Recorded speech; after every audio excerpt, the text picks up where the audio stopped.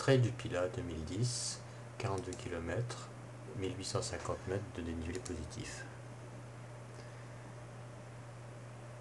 Le trail démarre dans le village de Vérane, à 547 mètres, sur la place du village.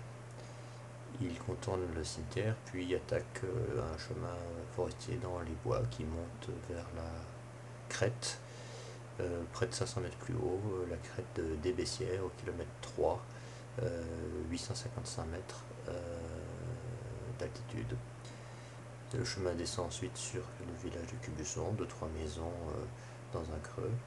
Puis la piste continue par un chemin d'exploitation qui contourne une groupe et sort dans les champs sous le village de Buet, au kilomètre 10 à 925 mètres, où est servi un premier ravitaillement ainsi qu'une superbe fontaine fraîche pour se désaltérer. C'est ensuite la côte difficile qui monte à la chapelle de Saint-Sabin, un très beau point de vue, 11 à 28 mètres d'altitude, au kilomètre 12, qui est ensuite poursuivi par une crête un petit peu caillouteuse et un chemin qui redescend sur le col de Saint-Sabin. Puis on remonte par un chemin d'exploitation en direction du col du Grateau, à 1204 mètres. C'est là que les coureurs du 21 quittent le trail du 42 et les 42 lui continuent à travers la forêt sur un chemin d'exploitation à flanc de coteau qui enroule plusieurs groupes et qui passe dans des petites combes tout en montant progressivement jusqu'à l'altitude de 1300 mètres. 1300 mètres où se situe le deuxième ravitaillement au kilomètre 23.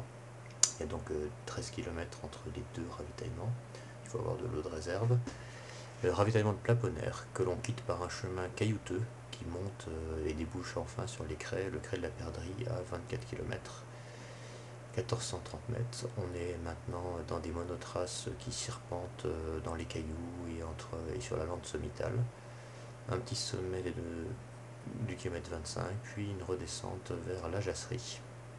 La Jasserie, d'où on commence à entrevoir la suite du parcours et en particulier la route qui va à flanc de coteau se diriger vers le crêt de la Botte. On passe sous le crêt de la Botte, à quelques dizaines de mètres sous le sommet, qu'on enroule, puis on descend sur le col, entre le crêt de la Botte et le crêt de Doyon, et puis un chemin qui monte dans les cailloux et dans les éboulis vers le crêt de Loyon, où on arrive à la croix qui se situe derrière le crêt de Loyon avec la table d'orientation.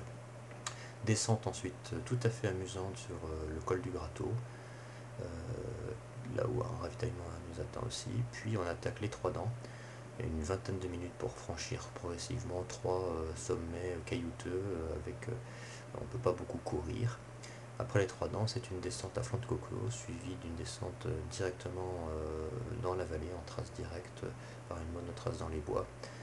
Kilomètre 39, c'est maintenant le dernier ravitaillement. On tient bon bout, on est à 4 km de l'arrivée. Il n'y a plus que trois petites montées dans un chemin à flanc de coteau qui, sous le crêt où on est passé le matin, nous amène et nous redescend jusqu'au village de Vérane. Ouf, 43 km, la boucle est bouclée et le trail du Pilat est terminé. Superbe paysage, superbe souvenir.